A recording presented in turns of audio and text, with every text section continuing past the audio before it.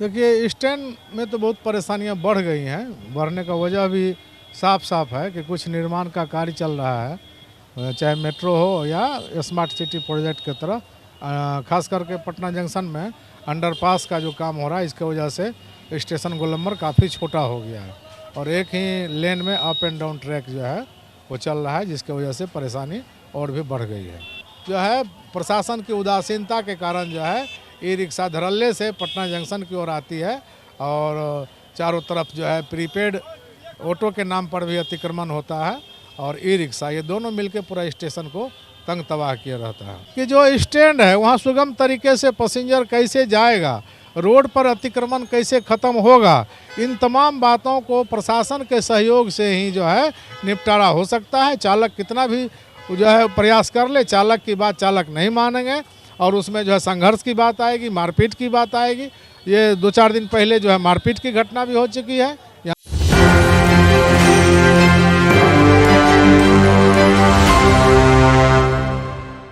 नमस्कार, मैं नंदन, आप देख रहे हैं न्यूज़ 24। देखिए इस वक्त हमारे साथ जुड़े हुए हैं बिहार राज्य ऑटो चालक संघ के उपाध्यक्ष नवीन मिश्रा जी। हम जब भी जैसा कि हम जानते हैं और आप भी खासा परिचित होंगे कि सबसे सही और आसान ज़रिया अगर हम डेस्टिनेशन का लक्ष्य का चुनते हैं तो वो ऑटो ही होता है और ऑटो को लेकर तमाम बातें भी सामने आती है। जैसे पिछले कुछ महीनों से ऑटो संबंधित बहुत सारी परेशानियों का सामना इन्हें करना पड़ा और कहीं ना कहीं लोगों को ऑटो से भी परेशानियां हुई। तो सबसे पहले आप क्या कहिएगा मिश्रा जी कि ऑटो संबंधित परेशानियां जो थी, चाहे ऑटो स्टैंड को लेकर हो, ओवरलोडिंग को लेकर हो या फिर स्टिकर हटाने को लेकर हो, तो किस हद तक कम हुई है? देखिए स्टैंड में तो बहुत परेशानियां बढ़ गई हैं। बढ़ने का वजह भी साफ साफ है कि कुछ निर्माण का कार्य चल रहा है, चाहे मेट्रो हो या स्मार्ट सिटी प्रोजेक्ट की तरह। खास करके पटना जंक्शन में अंडरपास का जो काम हो रहा है, इसके वजह से स्टेशन गोलंबर काफ़ी छोटा हो गया है और एक ही लेन में अप एंड डाउन ट्रैक जो है वो चल रहा है, जिसके वजह से परेशानी और भी बढ़ गई है। अच्छा, मेट्रो के वजह से क्या क्या रुकावटें आई है ऑटो में? क्योंकि कहीं ना कहीं बहुत ऑटो चालकों का मेट्रो से रिलेटेड भी परेशानियां रहती है।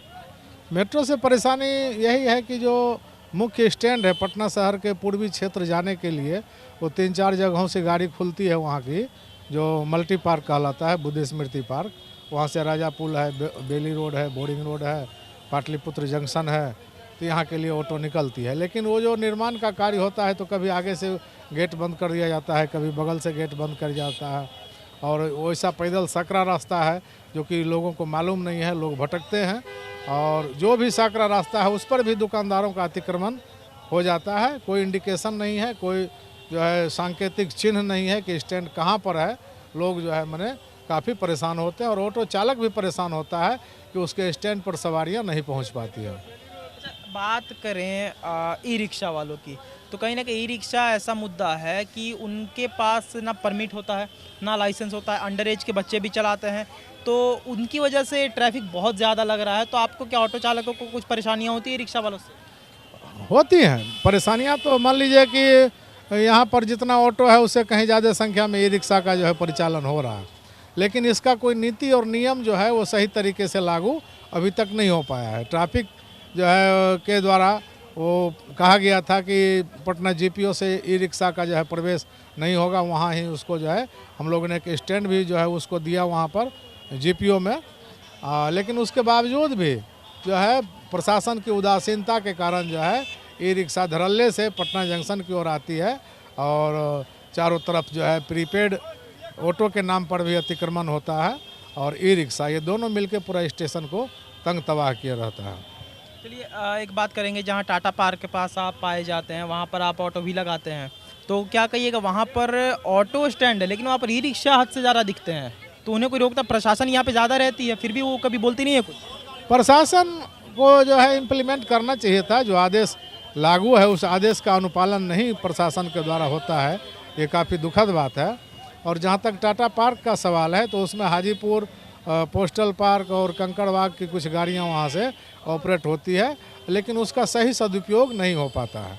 सही सदुपयोग का मतलब हुआ कि वहाँ से पैसेंजर जो है वो उस घेरावे के अंदर जो है वो ठीक ढंग से जो है नहीं चल पाते हैं, जिसके वजह से जो है ई रिक्शा तो खैर वहाँ नहीं लगती है। टाटा पार्क ऑटो स्टैंड में ई रिक्शा का स्टैंड नहीं है, लेकिन टाटा पार्क के बाहर अगर बात करें, बाहर जहाँ पे कुछ दुकानें वगैरह स्टॉल लगते हैं वहाँ पर हम बात करें। हाँ, बाहर तो मान लीजिए गोलंबर पे वो आ जाता है गाड़ी, उसको यहाँ पर स्टैंड जो है बना देता है, प्रीपेड वाले का आड़ में वो भी घुसा देता है। प्रीपेड वाले को भी है कि आप रिजर्व चढ़ाएं और उतारें और यहाँ से चले जाएं, लेकिन वो जा करके नहीं, वो जो है यहीं पर अस्थायी रूप से पैसेंजर के लिए लगा देते हैं। और इतना ही नहीं बल्कि वो शेयरिंग करते हैं, जिसके वजह से आज जो है मल्टी पार्क ऑटो चालक डंडा लेके जो है स्टेशन गोलंबर पर खड़े हैं और खाली गाड़ियों को जीपीओ नहीं जाने जो है दे रहे हैं और उसको डाइवर्ट कर रहे हैं डकमंगला की ओर। तो ये काम प्रशासन का था, प्रशासन को देखना चाहिए था।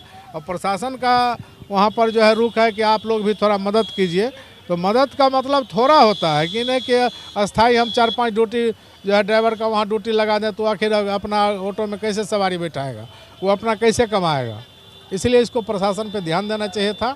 हमारे नए ट्रैफिक एसपी आए हैं, उनसे हमने मिलने का समय मांगा है और यदि मुलाकात होती है तो इन सब मुद्दों पर उनसे चर्चा होगी और इसका जो है समाधान का प्रयास किया जाएगा। अच्छा, एक आखिरी सवाल लेंगे, ऑटो संबंधित परेशानियां जो आपकी मांग क्या है, क्योंकि आप उपाध्यक्ष हैं, आपकी मांग तो होगी ही कि हमारे साथ ये ऐसी ऐसी दिक्कतें आ रही है, तो मांग क्या है आप?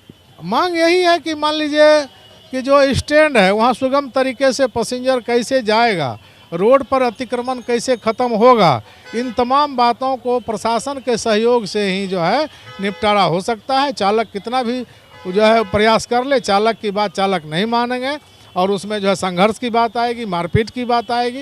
ये 2-4 दिन पहले जो है मारपीट की घटना भी हो चुकी है। यहाँ पर प्रीपेड के नाम पर शेयरिंग करते हैं लोग, जो है उसको मना किया, मना करने के बाद दोनों में झड़प हुई, मारपीट हुई। तो ये घटनाएं बढ़ेंगी आने वाले दिनों में।